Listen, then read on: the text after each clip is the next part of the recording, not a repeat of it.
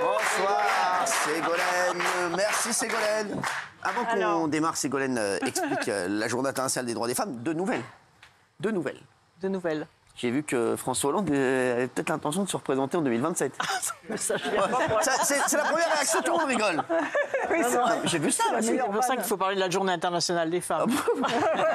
Elle est géniale. Et vous savez que je passe devant la commission la semaine prochaine. Oui. Vous allez me regarder? Il faut s'entraîner, hein, c'est sérieux. Hein. C'est jeudi prochain. Oui. Bah, je m'entraîne là tout le week-end, là, je suis au paddle. Non, mais c'est vrai. Non, mais c'est sérieux. Je m'entraîne tout le week-end. Il faut bien s'entraîner, il faut prendre les choses très au sérieux. Ah ouais. Alors, je vais vous dire. Vous voyez, non, mais c'est un sujet important. Je vais vous dire quelque chose. Vous voyez, et là, on va pas être d'accord là-dessus. Vous voyez, déjà, Ségolène, vous démarrez mal avec moi aujourd'hui. Je viens pour parler de la Journée des femmes, c'est demain. C'est demain. Hein. Oui, vous prenez du temps sur les femmes, là. Ne vous inquiétez pas, on aura le temps. Mais je vais vous dire, il y a des choses beaucoup plus importantes pour les Français, vous savez. Je vous le dis, franchement, une commission sur la télévision qui n'a aucune incidence sur la suite, c'est très sympa, on va la faire. Hein. Je ne sais pas combien va coûter cette mascarade, hein, mais sachez, Ségolène, qu'il y a des choses beaucoup plus importantes et je ne crois pas que ce soit la priorité des Français. Là, la Journée internationale des droits des femmes, ça c'est important. Bien plus que l'audition de Cyril Hanouna devant une commission. Mais c'est un honneur. Quoi, la Journée des droits des femmes? Non, mais d'être auditionné. Non, pour eux, oui. Non, mais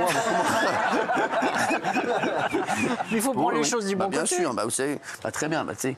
Non, ils vont me recevoir, c'est bien. Puis, au pire des cas, je fais des selfies à la fin avec eux. Un dialogue avec les parlementaires. Aucun problème, je fais des selfies. Non, mais il y en a que j'aime beaucoup en plus. Il y en a plein que j'aime beaucoup. La plupart, je les aime bien en plus. Je suis sûr que ça va être bien. Moi aussi. Il faut rentrer dans la logique du positif, de la co-construction. Sur Carrefour, je positive. Merci Ségolène. En tout cas, j'aime beaucoup votre coiffure. Ah bon. Il y a plus de volume. J'aime bien. J'aime bien. Non, elle est très belle. Franchement, et on le dit à chaque fois, elle est magnifique. Qu'est-ce que je voulais que je vous dise? Vous savez que je vous trouvais belle avant de vous connaître. Ah. Ouais, et quand je vous ai connue, je vous ai trouvée encore plus belle. Maintenant, vous dites belle et intelligente. Exactement. Ah oui. Non, d'abord, je vous ai trouvée intelligente. Ouais. Et après, je vous ai trouvée belle. Ah voilà. Non, mais c'est vrai en plus. Bon. Ouais, ou pas. J'ai le même problème avec. Alors, allez, c'est parti. C'est parti. Donc demain, c'est le 8 mars. C'est la Journée internationale des droits des femmes. Mais pour moi, c'est tous les jours. Des femmes. Journée internationale des droits des femmes décidée par l'ONU. C'est-à-dire presque tous les pays, bon, sauf ceux où les femmes n'ont pas droit à rien du tout, vont essayer de faire avancer les droits des femmes dans chacun de ces pays. Alors d'où vient cette date? Le premier 8 mars, c'était un 8 mars 1857, où il y a eu une manifestation de femmes misérables en réaction contre des femmes qui ont été brûlées vives dans un atelier, dans une usine vétuste qui a brûlé. Et donc la première revendication des femmes, ça a été sur la dignité au travail. Ah ouais. Et ce qu'il faut savoir, c'est que les droits des femmes ont toujours été arrachés par les luttes. Rien n'a été donné.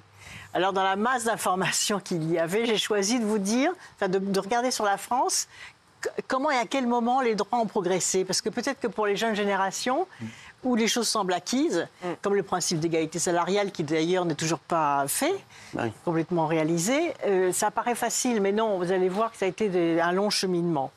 Et puis ensuite, en 1910, pour finir sur la date du 8 mars, il y a eu l'Internationale socialiste des femmes, avec Clara Zetkin, la grande féministe, qui a instauré ce 8 mars. Ensuite, il y a eu une réunion avec Simone de Beauvoir, européenne, avec 8000 femmes. Et enfin, la journée a été créée en France le 8 mars, Journée internationale des femmes, en 1981, avec Yvette Roudy et François Mitterrand. Donc c'est aussi des combats de la gauche qui ensuite sont devenus universels.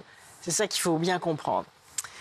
Donc, le premier progrès, la première parole féministe forte en France, c'est Olympe de Gouges. Alors, on peut voir sa photo en 1791, la révolutionnaire qui dit... on peut la voir, Olympe. Oh, c'est pas Olympe de Gouges, ça? Olympe de Gouges. Et entre 1791, où cette femme, qui d'ailleurs a fini sur l'échafaud, dit, mais puisque les femmes ont le droit de monter à l'échafaud, il faut qu'elles soient aussi citoyennes et qu'il faut qu'elles aient une égalité des droits entre les hommes et les femmes.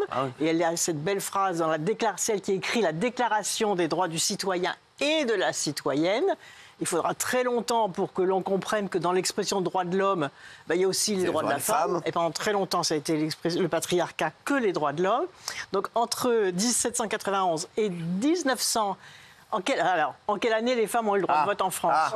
Facile. 1946, 46, 44. 1944. Donc vous voyez, il a fallu un siècle, la pointure de mon père. un siècle et demi pour que les femmes aient le droit de vote en France. C'est assez récent, 1944. Qu'est-ce qui s'est passé entre ces deux dates, entre Olympe de Gouges et le droit de vote? C'est le code Napoléon.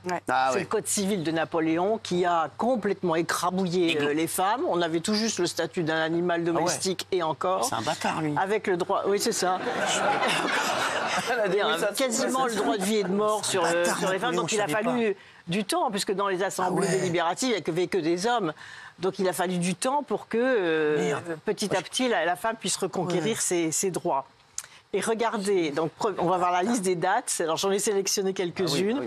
En quelle année, à votre avis, les femmes ont eu le droit de percevoir leur propre salaire? Leur propre salaire, de choisir leur propre métier. Non, 165. En 65. Vous vous rendez compte, il n'y a pas si longtemps. 1965. Avant, c'était le mari qui touchait le salaire de sa femme et qui choisissait le métier de sa femme, qui va interdire un métier, etc. C'est pas en 70 qu'elles ont pu avoir l'autorité parentale? Si. En 1967, donc il manque cette date majeure, c'est l'accès à la contraception, grâce à un homme d'ailleurs, Lucien Neuwirth, le docteur Lucien Neuwirth. Lucien Neuwirth, qui était aussi député, qui était médecin, et qui a permis, contre beaucoup de résistance d'ailleurs, l'accès à la contraception. 1970, Cyril a raison, l'autorité parentale conjointe. Avant, c'était quoi, quelle était l'expression? Il y avait le chef de famille, il y avait la toute-puissance paternelle, etc. Et il a fallu attendre 70 pour avoir l'autorité parentale conjointe. 72, ça je voulais... Donc 72, c'est Simone de Beauvoir, qui depuis les années 40 avait écrit Le deuxième sexe, qui avait totalement chamboulé la vision et permis la prise de conscience de ce que c'était que le patriarcat. Et elle a eu cette très belle phrase, on ne naît pas femme, on le devient. Qu'est-ce que ça veut dire, on ne naît pas femme, on le devient? Ça veut dire on ne naît pas femme, en fait, on le devient. Oui, c'est ça. C'est-à-dire que quand il y a un petit garçon et une petite fille qui ne sont pas encore pris dans les préjugés de la société, ils sont à égalité. Il y en a un qui se dit, je suis plus fort que l'autre, etc. Ils sont à égalité. Et c'est petit à petit que les conventions sont imposées aux petites filles et aux petits garçons. Beaucoup moins maintenant parce qu'il y a une prise de conscience. Mais quand un petit garçon, les enfants, c'est agité par définition pour les laisser un peu s'ajuster, ils ont besoin d'énergie. Un garçon, on dit, non, il a de l'énergie. Une fille, on dit, elle est pas sage. Non. Les discriminations inconscientes, vous voyez, elles commencent comme celle-ci. Et ça, c'est très important que les parents comprennent. Maintenant, qu'on soit garçon ou fille, il faut être encouragé pour réaliser ses rêves, pour réussir à l'école. C'est pas en 2002 qu'il y a eu l'égalité dans la transmission du nom? Si. C'est vrai? Oui, c'est vrai. Un peu théorique d'ailleurs, mais voilà.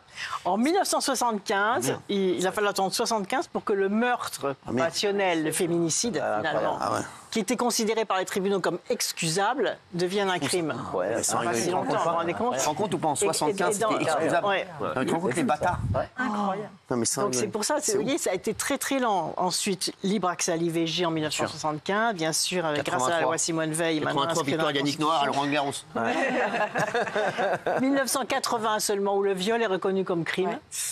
Donc là aussi, vous vous rendez compte, c'est pour ça qu'il y a 80. 1980. Ils faisaient quoi les mecs avant? Voilà, c'est pas si vieux que ça. C'est pas si vieux que ça. Pour Daniel, c'était hier.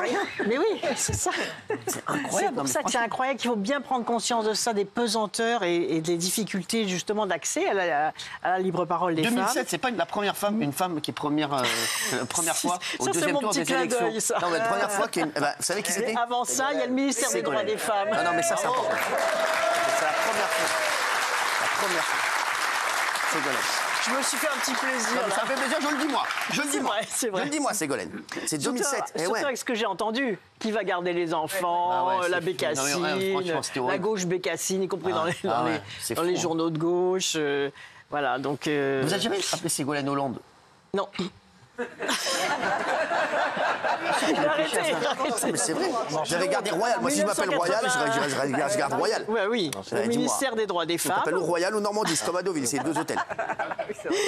En 1983, il a fallu attendre 1983 pour avoir une loi sur l'égalité salariale. Ouais, t'as vu? C'est ouf. C'est quand même, il n'y a quand même pas si longtemps.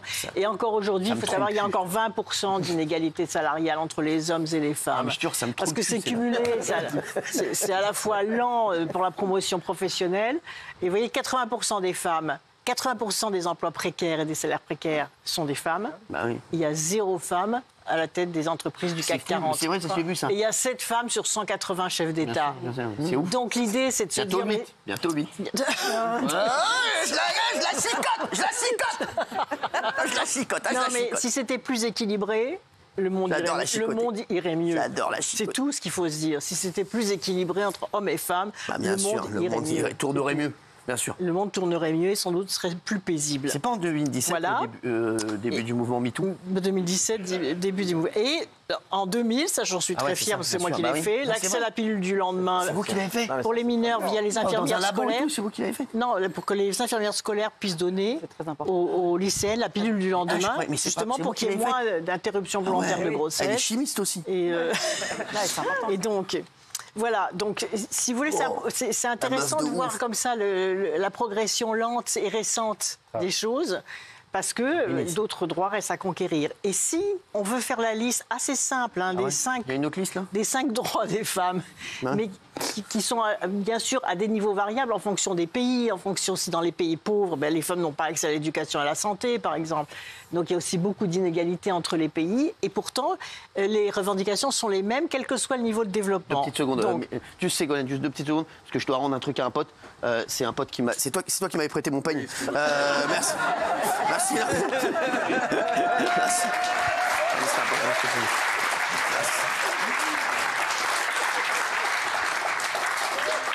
Voilà, c'est presque fini. Donc, le droit de vivre sans violence et sans discrimination, le premier. Le droit à l'éducation, le droit à la propriété. Ce qui n'est pas évident dans beaucoup de pays. Il y a beaucoup de pays, par exemple, je connais des pays où les femmes font 80% du travail de la terre, mais n'ont pas le droit d'avoir la priorité des outils, ni même de la terre. Ça a été très, très longtemps dans beaucoup de pays. Le droit de vote, donc de citoyenneté, et le droit à l'égalité salariale. Donc on les répète ensemble. Le droit de vivre sans violence et sans discrimination, le droit à l'éducation, le droit à la propriété, le droit de vote, citoyenneté et le droit à l'égalité salariale. Arrête de gueuler. Qui t'a demandé de demander d'applaudir? Qui? Ça va, Ségolène? Et on va terminer par une chanson de Clara Luciani. Qui ça? Sous les seins, la grenade. Mais avant ça... Regarde. Avant ça... Sous le sein, la grenade. Attends. Sous le sein, la Avant ça, il y a un autre sujet qui est celui de la disparition des femmes qui ont fait beaucoup de choses. Les scientifiques, les artistes, les peintres, les musiciennes, dont le nom disparaît.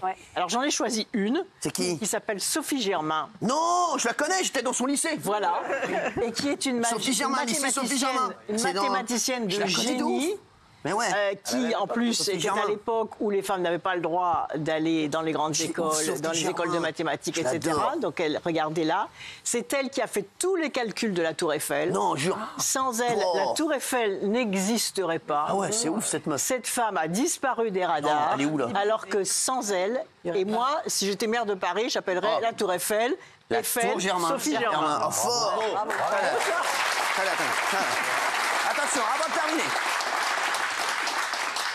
Voilà. Et toi, qu'est-ce que tu regardes? Je voulais juste vous dire qu'il y a un rapport de la Banque mondiale qui vient d'être publié et qui dit, parce que l'égalité homme-femme, c'est bon pour tout le monde, c'est bon aussi pour les hommes, c'est bon pour l'humanité. Et qui dit que si les femmes accédaient dans le domaine du travail à l'égalité avec les hommes, on pourrait doubler la croissance mondiale. Oh, c'est fort ça. Donc c'est fort ça. Oui. Ça me trouve le cul ça aussi. Je te jure. C'est poli. Non, c'est bon, merci. Voilà. Donc c'est pour dire que la question de l'égalité, la question homme-femme, c'est pas uniquement de position entre les hommes et les femmes, sauf si les hommes se comportent mal, notamment avec les phénomènes de violence, mais que c'est aussi un intérêt général, un intérêt de l'humanité. Que les femmes soient reconnues à leur juste place et soient reconnues en particulier à leur juste place dans le monde du travail, de la créativité, de la direction des entreprises et dans tout ce qu'elles font de positif pour que ça soit vu, reconnu et correctement rémunéré. Et c'est fini avec la grenade. Sous le sein.